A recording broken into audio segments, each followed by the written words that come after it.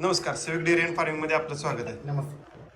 तर ह्यावेळी किती गाय आणल्यात या गाई टोटल एक 7-8 गाय आहेत. आणि काय रेंज पासून काय रेंज तसं 1,10,000 पासून काय ते 2,20,000 पर्यंत बी गाय गायच्या क्वालिटीवरती असते. नाही? ह्यावेळी आता कमेंट यायला लागल्यात की आम्हाला गायींमधले काय बघायचं काय नाही बघायचं, म्हणजे जसं पहिला व्हिडिओ होता की नाही की नक्की गाय समजा त्यांनी सगळ्यांना इथं येणं शक्य नाही, त्यांनी काय बघावं ऍटलिस्ट त्यांची फसवणूक कमी होईल.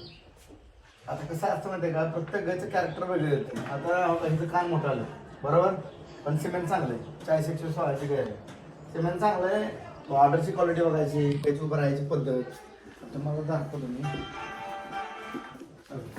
पहिला आपण सांगतो इथं पहिल्यावर गाय. नंतर सांग. हा पहिल्यावर गाय 2 दात तशी 2 दात आहे दात आत्ता दात पडले. बघू, म्हणजे उगवलं बी नसते. ना उगवायच चालू केले. साईज बघायची 2 दात साईज बघा. साईज लय नाही टाका तसं का असं लावी लय शाने. शाळेमध्ये हे सांगते का, फर्स्ट टाइमला 30+ कसं बी चालू होतं आरामशीर वगैरे. मग आता बघताना आपण काय बघतोय की वरची बॉडी लाईन किती स्ट्रेट आहे, बरोबर आहे. आता जी नवीन जनरेशन गेलंय तरी आम्ही जरा स्लोपच पडतो त्यांना. ज्या बऱ्यापैकी ज्या ब्रीडचं काय त्यांना जरा स्लोपच पडतोय बघा. तर ही 40-116 जो असतो फर्स्ट टाइम 30+ दूध दिलं. आता आपण काय ऑर्डर क्वालिटी बघतो, बॉडीला बघतो. मी शक्यतो बॉडीला प्रिफर करून काय घेतो. माझं पाहिजे राहण्याची ठेवण, कासाचा आकार, त्याच्यावरती गायची गवणी किती कमी, फॉस्फरसचा गड्डा केवढा मोठा आहे, म्हणजे काम बिन सगळ्या गोष्टी. प्रत्येकाचं कॅरेक्टर वेगळं आहे, प्रत्येकाचं कॅरेक्टर सेम आहे, डिफरंट येतं. बरं हिचं काय प्राइस किंवा कसं. आता या सरासरी 1.25 लाख ते 1.5 लाखाच्या मधल्या आहेत, म्हणजे 1.25 लाख बी म्हणू शकत नाही. ह्या 31 ते 160च्या मधल्या आहेत. मग तशी 1.10 ही पण आहे. 25 किलो जे अपेक्षा आहे त्याला ही गाय पण आहे. म्हणजे जशी क्वालिटी तसा रेट आहे.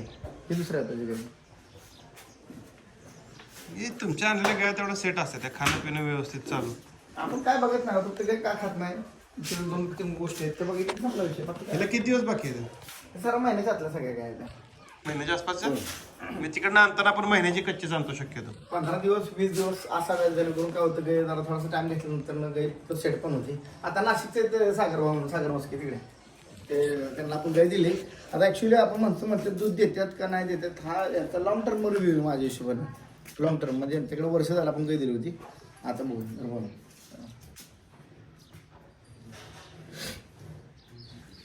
नमस्कार, आपलं नाव.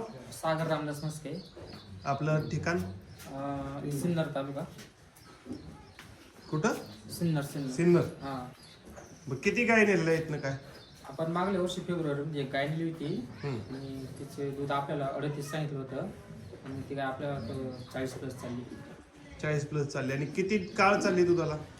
ती जवळजवळ पीक 3 महिने चालली आणि अजून काही तिचं म्हणजे एका टायमाचं 10-12 लिटर दूध. म्हणजे वर्ष झालं गाभण नाही का. नाही आता का पण आहे ना.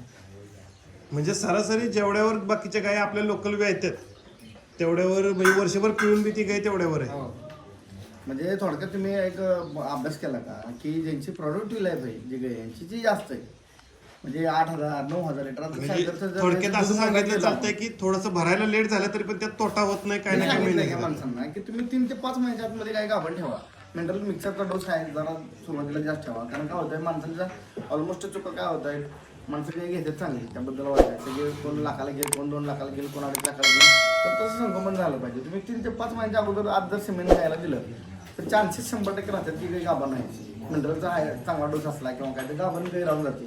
आणि काही आटताना बी तुम्हाला एक 8-10 लिटर पर्यंत गाय आटून जाते. म्हणजे काय होतं, जी माणसाची जे लोकल गाय आहेत, लोकल म्हणण्यापेक्षा ज्या कमी ब्रीडच्या गाय आहेत ती जी चालू होती रेंज दुधाची ती आटतात. म्हणजे आता मला सांगा की त्यांचं जर ॲव्हरेज दूध काढा गेलं तर आता फेब्रुवारी किती डिलिव्हरी झाली तुमची. एप्रिलमध्ये डिलिव्हरी झाली. एप्रिल, मे, जून, जुलै, ऑगस्ट, सप्टेंबर किती महिने झाले. वर्ष झालं असं.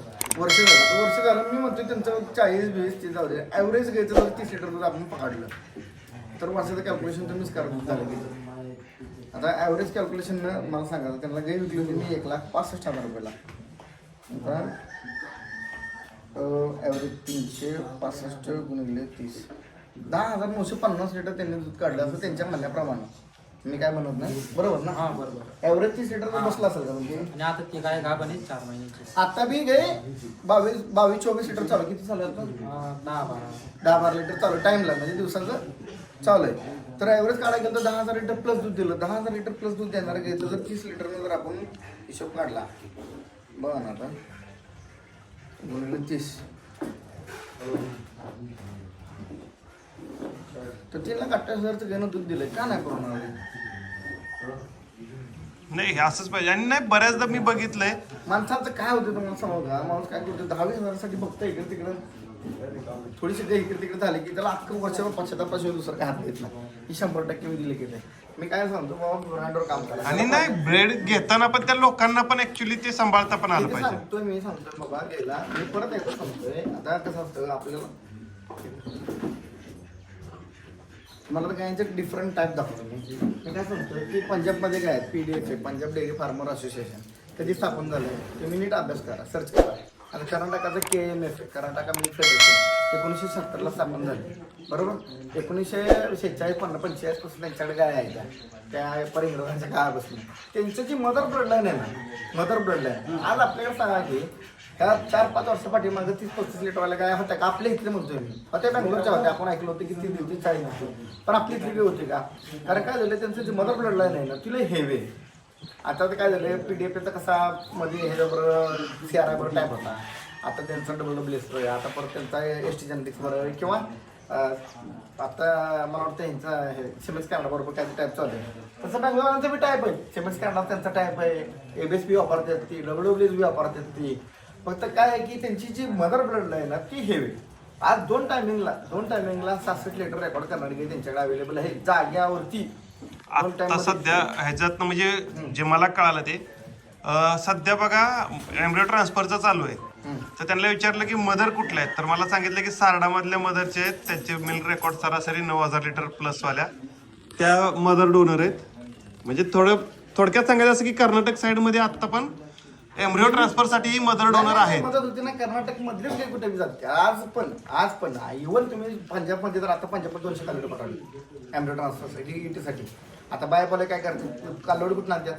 तुम्ही सगळ्या बँगलोरचं फाउंडेशन आहे काही बँगलोरशिवाय चालत नाही. सगळं बोकल गिरे बाकीची ते पंजाबमध्ये काही चालते किती टक्के कारण त्यांचं वातावरण एवढं फ्लक्च्युएट आहे.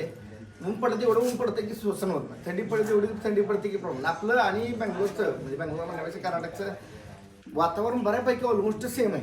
बऱ्यापैकी ऑलमोस्ट त्यामुळे तिथली काही सेट व्हायला काय अडचण येत नाही. महत्वाची मध्ये काय राहतं सगळ्यात महत्वाचं गायला आपण 2 लाख रुपये देतोय 1.5 लाख रुपये देतो प्रॉब्लेम तो नाही. पण इथून काही सेट झाली पाहिजे. इथून काही दुधाला चालली पाहिजे. तिथं ऐकतो आपण 40-50 हकीकतमध्ये दूध निघलं का तेवढं निघणारी माणसं किती 10% येते. 90% काय बँगलोरचं उलट आहे ना 90% दूध निघणार नाही 10% फेल्युअर येते. पंजाबचं उलट झालंय बँगलोरचं उलट झालंय. जर कम्पेअर करायला गेलं दोन्ही तर शेतकऱ्यासाठी परवडणार ब्रँड म्हणायला गेलं तर बँगलोर विषय नाही.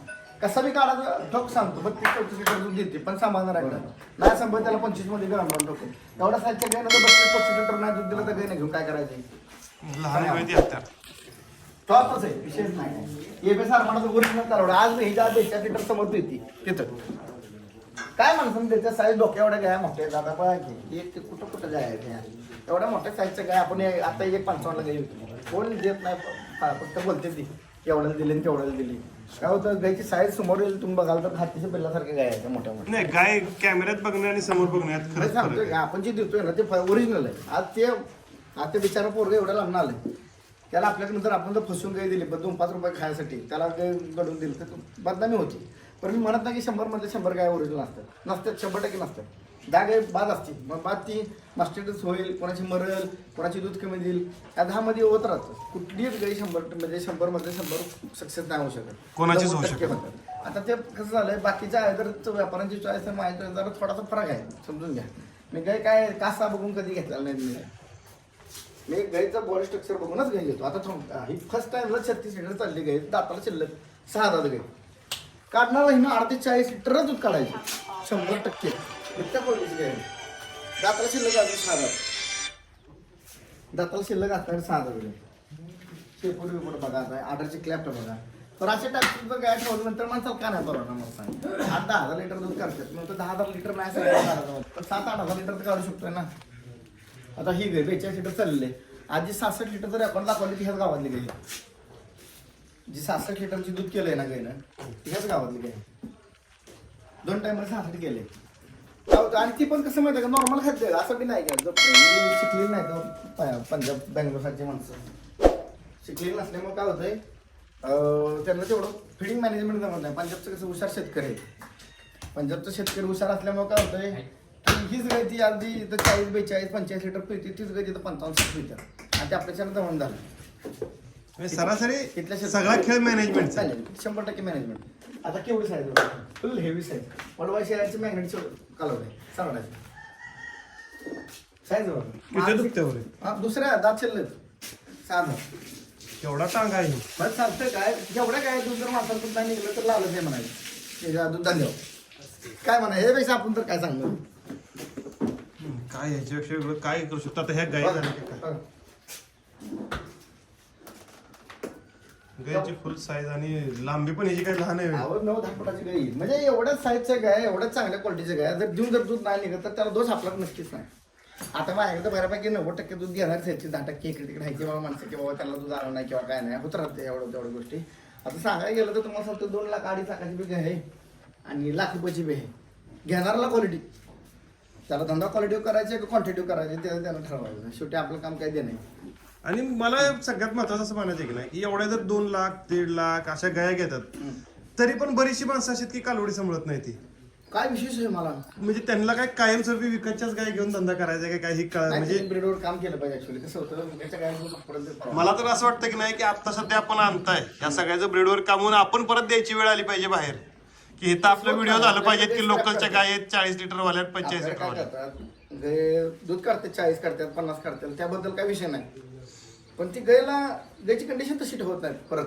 आपल्याकडे विशेष मोठं आहे की फर्स्ट टाइमला जर समजा 38 लिटर चाललेली कालवड आहेत मी अशी किती दिले ती की 35 चालले आहेत 40, 30 चालले आहेत. फर्स्ट टाइमला ती चालणारी गाय पहिला रूप 32, 33 चालणारी दुसऱ्या तर 25 चालते म्हणजे नक्की गायचा दोष का माणसाचा मॅनेजमेंट मध्ये कार्यक्रम 100%. मग तुम्ही मॅनेजमेंट शिका. मी तर प्रत्येक माणसं सांगते बाबा तुम्ही डाएट घ्या. मी प्रत्येक गायबरोबर डाएट लिहून देतो बाबा ही घाला ती घाला कोणाला काय चाललं आता एखादा कोणाला गाय डिलिव्हरी झाली बाबा असं करत तसं आपल्याला ज्यांना जेवढं जमतं तेवढं आपण देतो. मला आजपर्यंत हा प्रश्न सुटला नाही. बरेच लोक म्हणतात की गायला खायला किती टाकू. अरे असं कसं ठरवू शकतं आपल्याला माहिती आहे की आपण रोज किती खाणार आहे. ऍक्च्युली जेवढे थोडंसं शिल्लक राहील एवढं खाल्लं पाहिजे. मी काय सांगतोय की गायच्या दावणी शिल्लक राहिली एवढं थोडं शिल्लक राहिलं एवढं तर खायला दिला असावं. बाकी तुमचं तर मी समजून का गायच्या दावणीत थोडंसं बॅलन्स राहिलं पाहिजे.